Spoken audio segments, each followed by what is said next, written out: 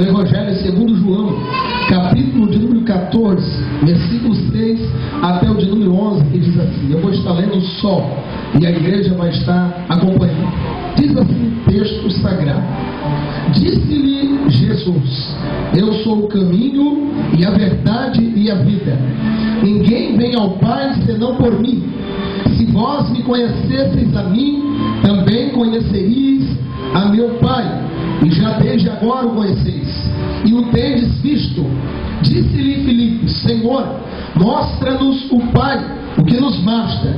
Disse-lhe Jesus: estou há tanto tempo convosco, e não me tendes conhecido, Filipe? Quem me vê a mim, vê o Pai. E como dizes tu, mostra-nos o Pai. Não crês tu que eu estou no Pai, e que o Pai está em mim? As palavras que eu vos digo, não as digo de mim mesmo, mas o Pai que está em mim, quem faz estas obras. Crede-me que estou no Pai, e o Pai em mim. Crede-me, ao menos por causa das mesmas obras. A igreja diga amém. Amém. Ainda aos Colossenses capítulo 2, versículo 9, diz assim, aos Colossenses capítulo 2, versículo 9: porque nele habita corporalmente toda a plenitude da divindade. Diz assim Colossenses capítulo 2, verso 9: porque nele habita corporalmente toda a plenitude da divindade. Quem crê nisso, diga amém e se assente. Foi fraco esse amém? Amém. Foi para mim. Glória a Jesus. Eu não recebo, nem esse eu recebo. Muito menos Jesus. Mas, queridos irmãos, diletos ouvintes da palavra de Deus, nós estamos aqui com o coração feliz, com a mente aberta para recebermos a palavra de Deus. Nós, desde as 5h30, 17h30 da tarde, estamos aqui aprendendo as Escrituras na escola bíblica dominical. E também, depois desses louvores maravilhosos, louvores que só vão ser sobejados do céu. Se há louvores melhores do que estes, que foram louvados com unção, como gratidão a Deus, como elevo espiritual para os nossos ouvidos, só há alguns que estão no céu. Amém? Então os irmãos estão de parabéns, porque não louvaram para nós, para homens, mas louvaram para Deus, sendo que estas letras, estes ritmos, essas músicas, louvores, foram também endereçados a nós como elevo espiritual. Porém, o momento da palavra de Deus, que nós lemos aqui, João capítulo 14, versículos 6 até 11. Nós todos sabemos que estes textos aqui, os irmãos e as irmãs já têm lido há muitos anos, né? Evangelho de João capítulo 14 tem 31 versículos, e nós lemos aqui os versículos 6 até 11. Preste bem atenção. Eu vou ser bastante espiritual, como todo pastor deve ser, porém eu vou ser bastante erudito. Então eu quero que vocês prestem bem atenção na revelação que Deus nos deu em cima desses textos. Esta palavra, esta pregação, ela tem mensagem para aqueles que são crentes, para aqueles que são desviados do reino de Deus, e também para aqueles que não são crentes, ou seja, nunca tiveram encontro com o Senhor Jesus. O Espírito Santo falando comigo ao meu coração ao longo desses anos. Eu estava analisando hoje esse texto. Eu já tinha essa mensagem há muitos e há muitos anos, pelo menos uns 12 anos.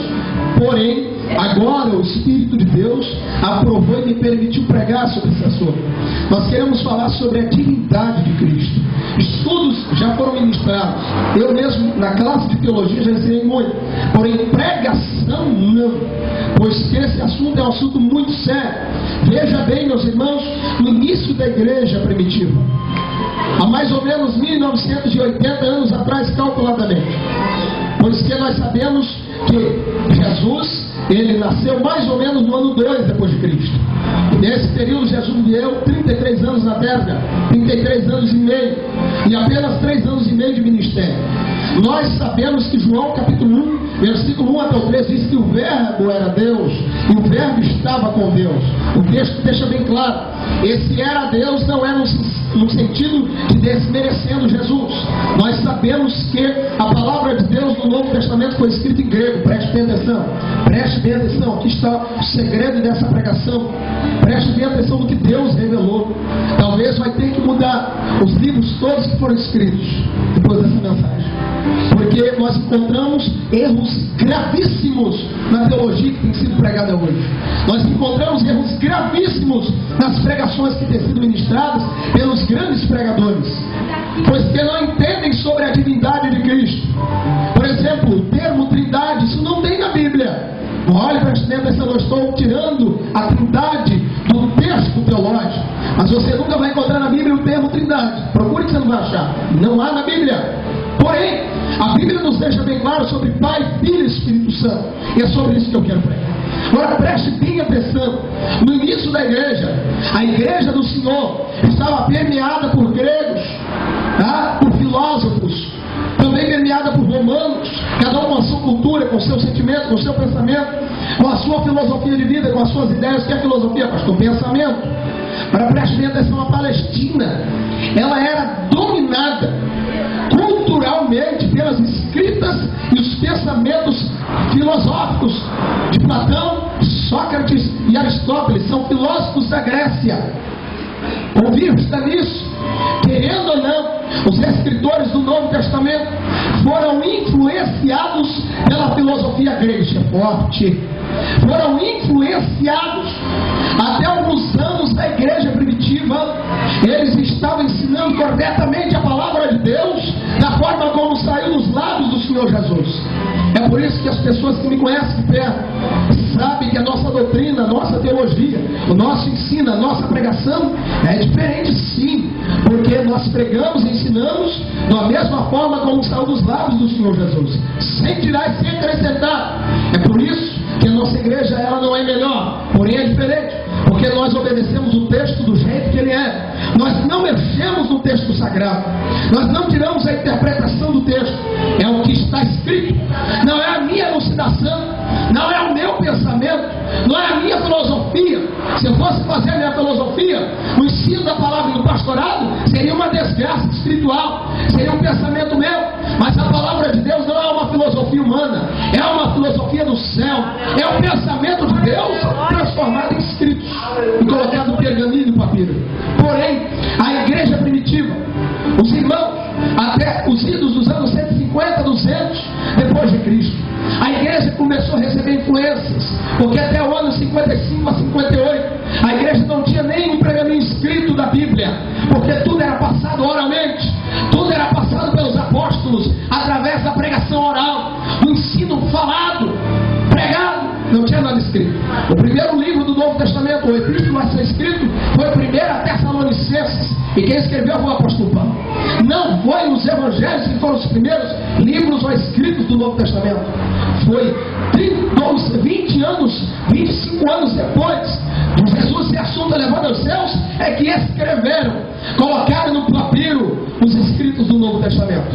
E aí houve uma grande confusão, porque naquele tempo, para se tirar 4 evangelhos que temos, existia 60 evangelhos, e esses 56 evangelhos se tornaram evangelhos apócrifos. Preste atenção. Foi uma grande guerra, uma grande labuta para termos a Bíblia, tanto o Antigo quanto o Novo Testamento que temos, porque foi muito difícil. Agora preste atenção, nesse período da igreja existia 3 tipos de escola. Preste atenção, isso é muito espiritual. Olha para cá, 3 escolas que influenciaram os primeiros escritores da Bíblia. A primeira escola, chamado platonismo. Quem era esse platonismo? Era uma forma de pensar, era um pensamento, foi fundado por Platão, que esse Platão foi aluno de Sócrates. Preste atenção, esse Sócrates era um filósofo da Grécia. Preste atenção, ele era filósofo da Grécia. E esse moço, que era um pensador grego, eles tinham alguns pensamentos sobre os 4 elementos: terra, água, fogo e ar. E daí eles tinham um pensamento que o planeta, ou por que não dizer todo o universo, foi criado desses 4 elementos. Olha só, diabo sabe que a mensagem penetrar, mas não tem problema, Deus pega. Tem não, diabo sabe, ele não conhece.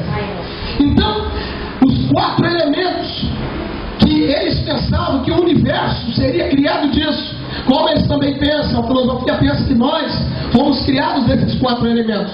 Mas dentro da química, nós temos esses elementos em nós. Fogo, nós temos, produz fogo, nosso corpo pode produzir fogo. nós temos o ar, o vento, nós temos a terra, somos bola de terra, como o irmão cantou aqui, né? É isso que somos, misturado com água. E o Senhor da terra fez os órgãos internos e externos que temos. Foi isso que Ele fez. Simplesmente o que dá vida a essa bola de terra é o espírito e a alma que está aqui, mais nada. Tirou isso, acabou.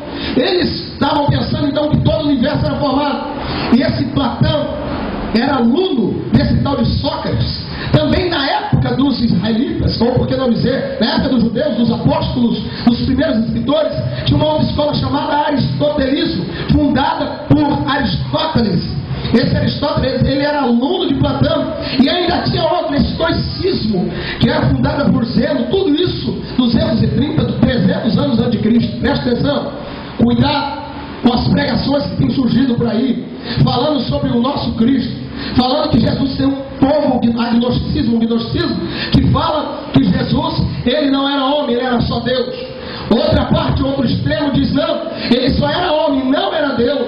Daí surgiu Ário, que era o presbítero de uma igreja, homem de Deus, e ele criou uma nova teologia, criou uma heresia gravíssima e disse que Jesus, ele só era Deus, só era a parte espiritual e não tinha parte carnal, negando assim a parte humana de Cristo. Preste bem atenção, mas o texto que lemos lá de Colossenses capítulo 9, o apóstolo Paulo diz que porque nele habita corporalmente toda a plenitude da divindade. No corpo de Jesus habitava toda a plenitude, pleno, completo de tudo quanto é divino. Apenas a questão, até o período da sua ressurreição, é que ele não usava realmente o atributo da sua onipresença de estar em todos os lugares. Preste atenção que esse é o cerne do Evangelho. Sem isso aqui, sem essa mensagem, não existe cruz. Sem essa certeza absoluta dessa palavra, não vai existir para os senhores, para nós, salvação. Se nós não entendermos de uma vez por todas que Jesus é Deus. Se nós não tivermos essa convicção, para quem então o adoramos? Para quem então nós o veneramos? Se há algum ídolo que nós devemos adorar e ser idólatra dele, é Jesus de Nazaré. Quem crê, diga glória a Deus.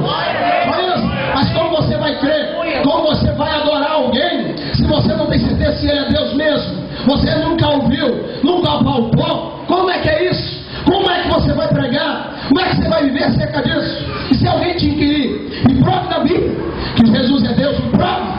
Tem vários textos sagrados que mostram Jesus apenas como um ser humano. Tem textos que o próprio Jesus disse: olha, o seu Deus e o meu Deus. Olha, como é que um Deus pode chamar alguém que é acima dele, se ele é Deus? Nós temos que entender. Há texto que Jesus disse: olha, nem os anjos do céu, nem eu que sou filho sei, só Deus o Pai que sabe. Olha, se ele é Deus, como é que ele não sabe? Como é que você vai viver? Como é que você vai pregar que Jesus é Deus se ele não é? Como é que vai ser isso? Nessa época, esse tal de Ário chamado, aí criou-se a doutrina arianismo. Esses arianistas, eles inventaram toda essa filosofia, esse pensamento, porque eles tiraram lá de Sócrates, Platão e Aristóteles. Esses filósofos, esses pensadores, entendam que a Escritura não é de elucidação humana. A palavra de Deus não é pensamento de homem. Alguém me disse: pastor, mas a Bíblia foi escrita por homem. Eu falei: conte outra novidade. É lógico que a Bíblia foi escrita por homens. Já disse isso aqui, vou repetir. Se a Bíblia fosse escrita automaticamente, se a Bíblia fosse escrita por Deus, você não resistiria nem mesmo olhar para o texto sagrado, você cairia morto. Porque se fosse escrito com a letra de Deus, com a linguagem de Deus, primeiro, você não entender nada. Segundo, tu é cair morto. Se Moisés, que Deus escreveu somente com o dedo, ele escreveu somente com o dedo, entendeu? A Bíblia diz, e na placa de pedra, ele escreveu de frente e de trás. A Bíblia diz, só com o dedo. O primeiro escritor da Bíblia foi Deus. Não teve outro escrito divino depois que Moisés deu sequência. Então, se nós fôssemos olhar, um livro certo que ele usou uma humana, porém, interpretação não. Revelação foi divina. Inspiração foi o Espírito de Deus. Se não tivesse sido escrito em hebraico, um pouco de aramaico no Antigo Testamento, e também o Novo Testamento no grego, não entenderíamos nada. E agora que traduziu para o português há uns anos. Essa Bíblia demorou para chegar na nossa mão. Essa doutrina demorou muitos anos para chegar até nós. Como é que foi ao trilhar dessa doutrina para chegar a nós? Como é que você pode pregar que Jesus é Deus se você não tem certeza disso? Você não pode provar na Bíblia. Bíblia que ele é Deus? E como tu vai provar na Bíblia que ele é Filho de Deus? Como é que é isso? Como que você vai provar aqui também, se ele mesmo disse que depois que ele terminar 1 Coríntios 15, ele disse, depois que eu terminar, lançar todos os inimigos debaixo dos meus pés, eu vou entregar o poder que ele direito que é Deus. Ué, como é que é então? Pastor, não, vamos sair daqui confundido nada, você vai sair daqui aprendido. Você vai saber o que é Bíblia. Você vai conhecer o que é divindade. Vamos entender. Primeiro, lá em João, capítulo de número 1, me acompanhe. Seja bereanos, seja igual ao povo de Bereia. Paulo está pregando, eles nem queriam saber que era Paulo que está pregando. Estava olhando a Bíblia, aprenda isso que eu já ensinei vocês. João capítulo 1, versículo 1 a 13 diz assim: no princípio era o verbo, e o verbo estava com Deus, e o verbo era Deus. Verso 2, ele estava no princípio com Deus. 3, todas as coisas foram feitas por ele, sem ele nada do que foi feito no universo se fez. Aí nós já temos o texto sagrado. Agora preste atenção, dessas 3 escolas de filosofia da época que João escreveu, João usou um pouco da filosofia grega. Vou ensinar vocês. Ele usou um pouquinho porque ele escreveu em grego, e ele escrevendo em grego, ele tinha que usar a filosofia dos gregos, e querendo ou não, ele usou essas 3 escolas aqui. Mas vamos ver como é que os apóstolos, os escritores conseguiram tirar o que era errado da filosofia. Por exemplo, eu tenho formação em filosofia, eu tenho, porém eu sei retirar todo o pensamento humano e lançar só o de Deus. É fácil? Existe muito pensamento humano que serve para a Bíblia. Por exemplo, o texto que Paulo disse que nós devemos, as más conversações, ele diz, as más conversações corrompem os bons costumes. Não foi Deus que disse para ele. Ele leu isso no livro e escreveu. Quer dizer, uma filosofia humana que serviu para o Evangelho, serviu para o próprio Paulo, usou a filosofia de Menandro, o filósofo grego, e ele traduziu essa filosofia e foi transformada em revelação. Porque é verdade, aonde não tem doutrina boa, más conversações, ou falsa doutrina, acaba-se os bons costumes. Aonde tem boa doutrina, mantém-se os bons costumes. E aí que está o segredo. Mas aqui, nesse período dessas 3 escolas, existia então uma união dessas 3 escolas de filosofia, e eles colocaram o nome neoplatonismo. Está parecendo até os neopentecostais. Neoplatonismo. Nesse neoplatonismo, o que é isso, pastor? O neoplatonismo enfatizava afinal a transcendência. O que é a transcendência? Ser superior, ser excelente, acima de Deus. Tornou-se uma alternativa pagã para uma rapidamente crescente fé cristã, fundamental para Platão e Aristóteles. É a distinção entre o ser e o transformar. Olha que confusão, porque eles pegaram a filosofia grega e falaram assim, olha, e daí que eles usaram a questão da transubstanciação, que a Igreja Católica Romana diz, né? Que quando o pão, ou a Eucaristia é apresentada, é orada, ou até mesmo para os evangelhos, quando o pão é apresentado, o pão se transforma, a matéria literalmente, era ser, né? Agora transformou-se literalmente no corpo de Cristo. Isso é mentira, porque é símbolo. Também eles dizem que o elemento do vinho, do suco de uva, do fruto da vide, é transformado literalmente em sangue. A Bíblia fala ao contrário. A Bíblia diz que nós não podemos comer carne humana, é antropófago. E também a Bíblia nos proíbe beber sangue. Então como que a Bíblia dizer isso? Eles querendo tentar usar de todo jeito a filosofia, esse neoplatonismo, esse novo tipo de pensamento, influenciou por um pouco os escritores da Bíblia. E a teologia que chegou até nós veio meio que deturpada. E o fundador que nós temos aí da mudança que houve em 1517, Martinho Lutero, ele mesmo, a grande reforma protestante, ele mesmo depois da reforma, ainda manteve muito pensamento grego. Pastor, então o que isso quer dizer? Eu quero provar para vocês qual é a verdadeira teologia da divindade. Eu quero mostrar para vocês qual é a verdadeira trindade. Eu quero provar para vocês qual é a verdadeira filosofia, que não é Sócrates, Platão e Aristóteles, coisa nenhuma.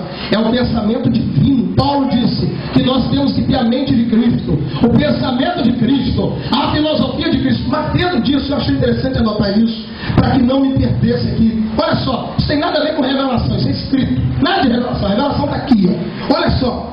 Diz eles, porque o Deus grego, para eles, é imutável, está certo? Nosso Deus não muda, é imutável. Agora preste atenção, ao reino do ser, e ele pertence ao reino do ser, não pode ter nenhum, segundo eles, contato direto com o mundo que ele criou. Portanto, precisa de um mediador entre ele mesmo e o mundo que ele criou. Um título comum usado pelo pensamento lá da Grécia para este poder, o princípio mediador, foi logos, que significa razão ou palavra. Olha que problema. grandes pregadores, as mensagens que têm sido pregadas para os que não servem a Deus, Jesus realmente disse que Ele é o Verbo de Deus. Jesus afirmou que Ele é a palavra. Ele disse: eu sou o caminho, a verdade e a vida. Nós lemos o texto de João aqui, o texto deixou bem claro. Ele disse também que Ele é o caminho, versículo de número 6, onde lemos João 14, Ele disse: eu sou o caminho, a verdade e a vida. A verdade Ele já tinha dito e disse mais atrás no capítulo 8, que a verdade é a palavra. Conhecereis a verdade vos libertará. Ele deixou bem claro que Ele é a verdade. Aí Ele falou: olha, eu sou a palavra. Aí eles entenderam: vamos escrever em grego, vamos colocar na filosofia e colocar o Logos. Só que esse Logos é um pensamento de filosofia humana. E aí que está o perigo. Essa palavra que eles pensaram é uma palavra de pensamento de homens. Jesus é muito além do que uma palavra humana. Ele não é uma palavra de um vocabulário grego, nem o hebraico, nem o português. Por isso, se vocês pegar a Bíblia e querem entender ela com um dicionário de português, vocês não vão entender coisa nenhuma.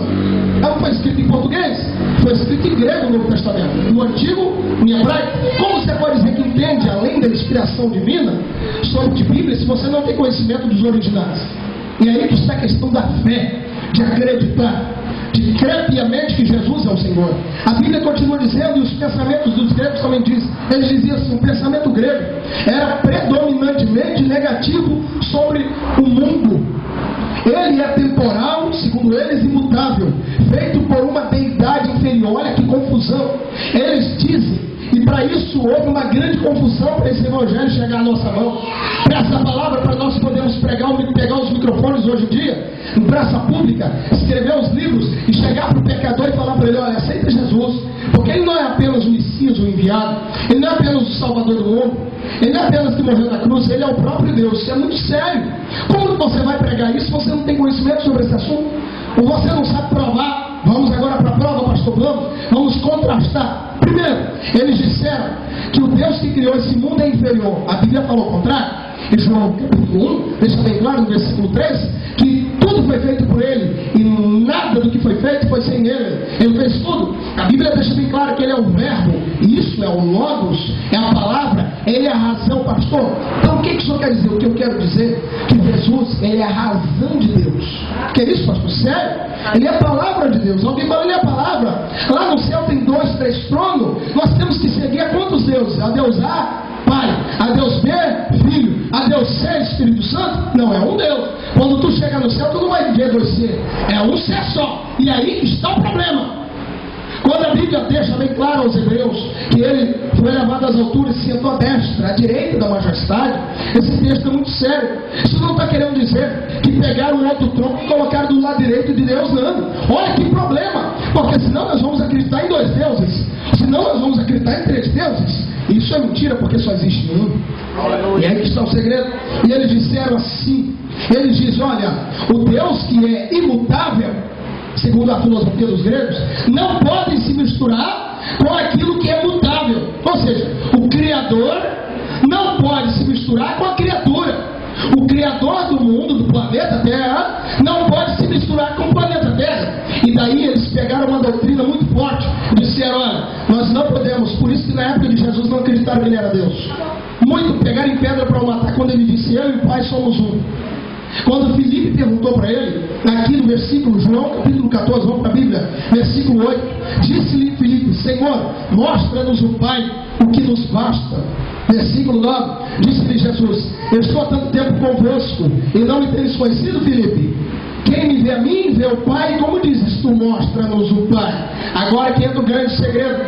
Deus, vou repetir isso, no alto e bom tom, Deus é o único ser do universo que consegue transformar a sua palavra, Logos, a sua razão, os seus sentimentos e pensamentos num corpo.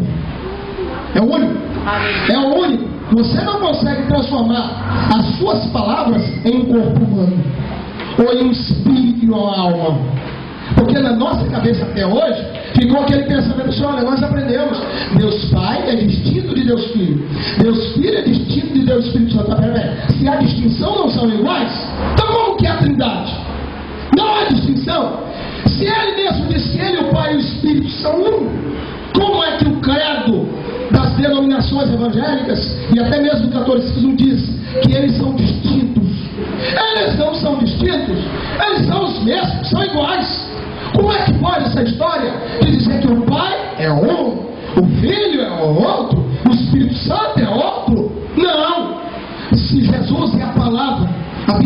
bem claro, João 1:1, o verbo estava com Deus. O verbo era Deus no sentido de que estava lá e veio para cá. Meus filhos, é muito fácil. É muito fácil. Pastor, então o que é Deus? Deus é o nosso Deus, aquele que devemos adorar, o Criador do universo, aquele que apenas com a sua palavra, para nós aqui, sabe qual é o nome dele que ele deu para a sua palavra? Jesus. Aleluia. Mas não é esse o nome dele. Esse não é o nome dele. O nome dele é Jesus, aqui na terra, mas lá no céu não é. Lá no céu é a palavra. Pode olhar nos evangelhos, lá nas epístolas gerais. O texto diz, sabe o que o texto diz? Que no céu tem 3 testemunhas: a palavra, o Espírito, e você vai ver outro lado. Leia lá na Bíblia. Tem 3, vou falar só da palavra. A Bíblia não fala Jesus. A Bíblia não fala. O original do céu não é Jesus. Aqui na terra, Emmanuel, Deus conosco. Jesus de Nazaré é aqui, mas lá não é. Preste atenção aos Hebreus, também diz a Bíblia que Jesus, o Filho, aqui na terra, para nós entendermos, Deus usou essa linguagem paternal e filial para nós entendermos. Aleluia. A palavra bará significa criar no hebraico. Quando ele criou haja luz, foi o nosso Jesus que conhecemos como Jesus. Mas lá é a palavra, porque sem essa palavra, Deus não é mudo, ele fala. E essa palavra que ele fala é o filho dele. Por exemplo, quando eu falo as minhas palavras, essas palavras são minhas filhas, não suas, são minhas. Os seus filhos, suas filhas, no sentido de palavra, é o que você fala. Os meus são os meus, os seus são os seus. Mas as minhas palavras não têm poder de entrar no corpo e fazer viver. É isso, gente. Lá os Hebreus, Jesus disse: Pai, prepara-me um corpo. O corpo foi preparado. O corpo foi preparado. Quando o corpo foi preparado, ele veio e se transformou num gameta. E entrou no útero da irmã Maria e germinou. Isso é impressionante. Claro que não poderia. Jesus não era híbrido. Não. Mas ele precisou do útero da irmã Maria e do gameta feminino para ele ter um corpo humano. O corpo humano gerado por Jesus, que foi dado a ele, não foi dado por um homem terráqueo. Foi dado pela mulher, a irmã Maria. Porque não houve contato físico de homem.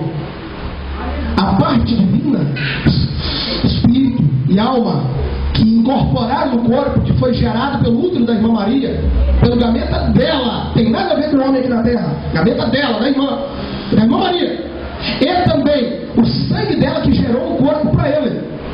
Mas o que estava dentro do corpo veio do céu. Quantos creem isso? Diga amém. Esse é o segredo da palavra. Esse é o segredo do Evangelho. Agora preste atenção. Eles dizem: não é possível o ser criador de todo o universo, ele vir aqui na terra. Eles não estão errados. Não, pastor, claro que não. Certo que não. Sabe o que ele mandou para cá? Só a sua palavra. Se é louco Deus literalmente sair do seu trono? Pastor, mas ele é onipresente, certo? Ele é mais, e eu não. Nós não somos, mas ele é. Ele não pode literalmente vir aqui e mata todo mundo, meu filho. Morre todo mundo. Se Jesus, depois da grande tribulação, a palavra, Jesus para nós, mas a palavra para o céu, ele, corporeamente, o corpo que ele foi emprestado, ele vai vir com ele. Olha só a palavra. Vai vir com os santos anjos e conosco. A igreja foi arrebatada antes da grande tribulação. A Bíblia diz que quando ele vir por cima, vários metros acima do Monte das Oliveiras, o monte vai tremer no meio, porque não vai resistir à sua presença. E somente o resplandecer da sua glória, do seu rosto, mais que o sol, e a espada aguda de 2 gumes, afiada de 2 gumes, e sair da sua boca, vai eliminar todos os exércitos do anticristo, do falso profeta. Imagine o próprio ser de Deus. Isso é só a palavra. Isso é só a palavra dele. Já é o suficiente. Se é a palavra dele, é ele falando. Por exemplo, o texto sagrado, a Bíblia, é a palavra escrita. Jesus é a palavra viva. Quem é que não sabe disso? Aí a gente fica tentando colocar número. Não é Deus 1, não é Deus 2, Deus 3, só existe um Deus. Como é que nós vamos falar que o Pai, Filho e Espírito Santo são distintos? Pastor, e quem é? Jesus, ele é a alma de Deus. Forte, né? Ele é a alma de Deus. Ele é a razão, o sentimento, ele é o intelecto de Deus. É isso que ele é. Deus fez isso, ó. Sai minha palavra, sai do intelecto de dentro dele, disse o Senhor, e vai até a terra e pega um corpo. Gente, é isso. É isso e nada mais. E a gente fica tentando inventar a teologia divina. Não! Veja que o texto Diz lá, versículo número 9, Colossenses, é o texto mais forte da Bíblia para mim sobre divindade. O texto mais forte de toda a Bíblia. São 1189 capítulos, 31.173 versículos. Mas o mais forte, o textual da Bíblia, está no capítulo 1000 da Bíblia, João 3. Tá? Está lá. Tudo bem, que é o texto, porque Deus amou o mundo de tal maneira e tal. Tudo bem, muito bonito. Isso é o textual. Mas o versículo mais forte da Bíblia está em Colossenses 2, verso 9. Porque nele habita corporalmente toda a plenitude da divindade. Sobre ele, a palavra, sobre o corpo, o franzino de Jesus. Agora, humanamente falando, não teria como isso acontecer. Filosoficamente, não teria como acontecer. Deus realmente não pode vir aqui na forma que ele é. Eles não estão errados, os gregos, os filósofos. Estão certos. Deus não pode deixar a sua eternidade, o seu trono, sua pompa angélica. Ele não pode sair do palácio de cristal do jeito que ele vai vir da terra. Vai matar todo mundo. Ele vai destruir o universo. Que mundo, que planeta Terra não existe. Vamos falar do universo. Se ele descer do terceiro céu, porque a Bíblia diz terceiro céu. Se tem terceiro, tem primeiro, tem segundo. Matemática bíblica. Se tem terceiro, tem primeiro, tem segundo. Se ele descer do terceiro, quando ele descer do terceiro, se ele literalmente sair de lá, ele destrói o segundo céu e o primeiro céu. E tchau, planeta Terra. Sabe o que ele fez? Palavra. Jesus, para nós, na nossa cabeça é Jesus. Lá no céu não tem não, lá é palavra. Você vai olhar no Apocalipse, os sacerdotes do céu, o anjo sacerdote está diante de um altar de ouro que recebe as orações dos santos numa taça e derrama aos pés do Senhor. Ele fala que é cordeiro e leão. Pode olhar lá, porque lá no céu é uma coisa. Aqui para nós entendemos, ele falou: meu filho, ele é meu filho, hein? Recebe meu filho. Aí João capítulo 1, verso 2, olha, ele veio para os que eram seus, mas os seus não o receberam. Mas todos aqueles que o receberam, deu-lhes o direito de serem chamados, feitos filhos de Deus, aos que creem no seu nome. Está falando palavra. Aí os filósofos disseram assim, os filósofos gregos viam o homem como essencialmente dualista. Para eles, no pensamento deles, nós somos apenas corpo e alma, não temos espírito. Eles pensavam a mesma coisa sobre Jesus. Um lado pensavam que Jesus só era corpo e alma, outro lado pensavam que Jesus só era espírito. Olha que confusão. Houve uma discussão terrível naquele tempo para essa Bíblia chegar na nossa mão hoje. Foi muito difícil. Os grandes eruditos, os pastores, os apóstolos labutaram. Paulo lutou contra isso. Quando João, o evangelista, que escreveu uma das suas epístolas gerais, ele disse assim: olha, Jesus, palavra, Filho de Deus, não veio em espírito, ele veio em carne. Sabe por que isso? Porque na época lá já se pregava o gnosticismo. Já era o embrião do gnosticismo que pregava que Jesus, no extremo do gnosticismo, que pregava que Jesus ele era um espírito, ele não tinha corpo. Ao outro lado dos agnósticos e outros sectas falavam que Jesus ele só vem em corpo e não era espírito. Olha que confusão. Aí nós olhamos para o texto sagrado. Nós lemos o texto aqui, em João 14. Jesus falando para Filipe agora: olha, quem vê a mim, Filipe, vê o Pai. Quem olha para mim, vê o Pai, Filipe. Ele disse: olha, mas como que é isso? O senhor é de carne e osso, mas você não sabe. Aqui dentro não é carne e osso. Porque foi a única forma de Deus chegar no planeta Terra que é dele. Porque a norma, a regra de Deus era eliminar o planeta. Era acabar com esse planeta. Era matar todos os seres humanos. Ele fez isso parcialmente por causa das suas promessas, na época do dilúvio. Parcialmente. Por que parcialmente? Porque Deus ele não volta atrás das suas promessas. Já pensou? Deus criou o ser humano. Por exemplo, Deus cria o ser humano. Barro, chamar, vai a vida. E querendo ou não, alguém disse assim: não, então já que logos e a palavra é a razão, já que o sopro de Deus, ele dá vida, é o Espírito, então para lá, então nós também somos. Olha que confusão. Então nós somos semideuses, então nós também recebemos. Nós somos faísca divina. Olha que confusão.